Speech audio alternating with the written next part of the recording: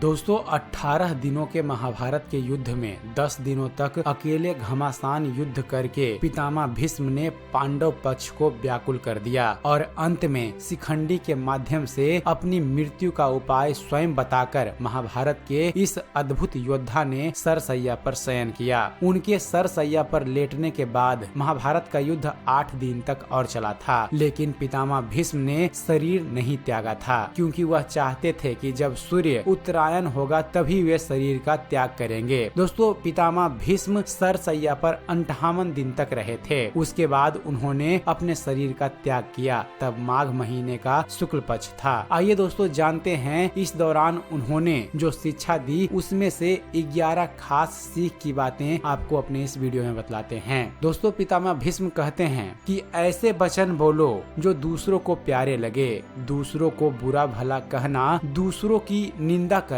बुरे वचन बोलना, यह सब त्यागने के योग्य हैं। दूसरों का अपमान करना, अहंकार और दंभ यह अवगुण हैं। त्याग के बिना कुछ भी प्राप्त नहीं होता। त्याग के बिना परम आदर्श की सिद्धि नहीं होती। त्याग के बिना मनुष्य भय से मुक्त नहीं हो सकता। त्याग की सहायता से मनुष्य को हर प्रकार का सुख प्राप्त हो जाता है। पितामह भीष्म कहते हैं कि सुख 2 प्रकार के मनुष्यों को मिलता है, उनको जो सबसे अधिक मूर्ख हैं, दूसरे उनको जिन्होंने बुद्धि के प्रकाश में तत्व को देख लिया है। जो लोग बीच में लटक रहे हैं वे दुखी ही रहते हैं। वह पुरुष सुखी है जो मन को सामान्य अवस्था में रखता है, जो व्यर्थ चिंता नहीं करता, जो सत्य बोलता है, जो सांसारिक पदार्थों के मोह में फंसता नहीं, जिसे किसी काम के करने की विशेष चेष्टा नहीं होती, वही सुखी है। जो पुरुष अपने भविष्य पर अधिकार रखता है, अर्थात अपना पथ अपने आप निश्चित करता है, दूसरों की कठपुतली नहीं बनता, जो सामान्य अनुकूल तुरंत विचार कर सकता है और उस पर आचरण करता है, वह पुरुष सुख को प्राप्त करता है।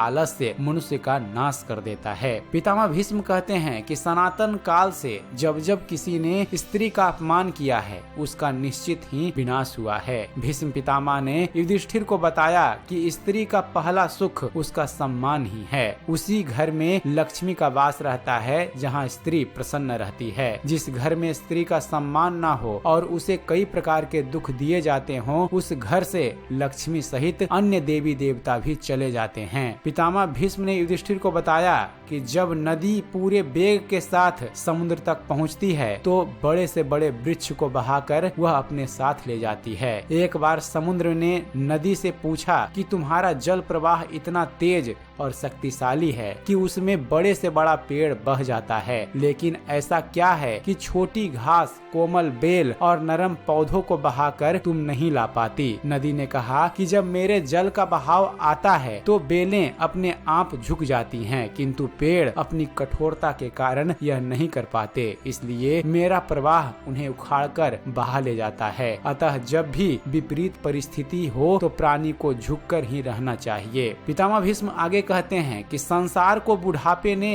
हर ओर से घेरा है। मृत्यु का प्रहार उस पर हो रहा है। दिन जाता है, रात बीतती है, तुम जागते क्यों नहीं? अब भी उठो, समय व्यर्थ न जाने दो। अपने कल्याण के लिए कुछ कर लो। तुम्हारे काम अभी समाप्त नहीं होते कि मृत्यु तुम्हें घसीट ले जाती है, इसलिए अभी भी वक्त है, उठो और भगवान का नाम सुमरन करो। पितामह भीष्म आगे कहते हैं, भोजन अकेले ना खाएं, धन कमाने का विचार करें तो किसी को साथ मिला लें, यात्रा भी अकेले ना करें, जहाँ सब सोए हुए हों वहाँ अकेला जागरण ना करें। पितामह भीष्म आगे कहते हैं कि श्रेष्ठ और सज्जन पुरुष का चिन्ह यह है कि वह दूसरों को धनवान देखकर जलता नहीं, वह विद्वानों का सत्कार करता है और धर्म के संबंध में प्रत्येक स्थान से उपदेश सुनता है। पितामह भीष्म आगे कहते हैं, जो मनुष्य व्यर्थ अपने आप को संतप्त करता है वह अपने रूप, रंग, अपनी संपत्ति, अपने जीवन और अपने धर्म को भी नष्ट कर देता है। जो पुरुष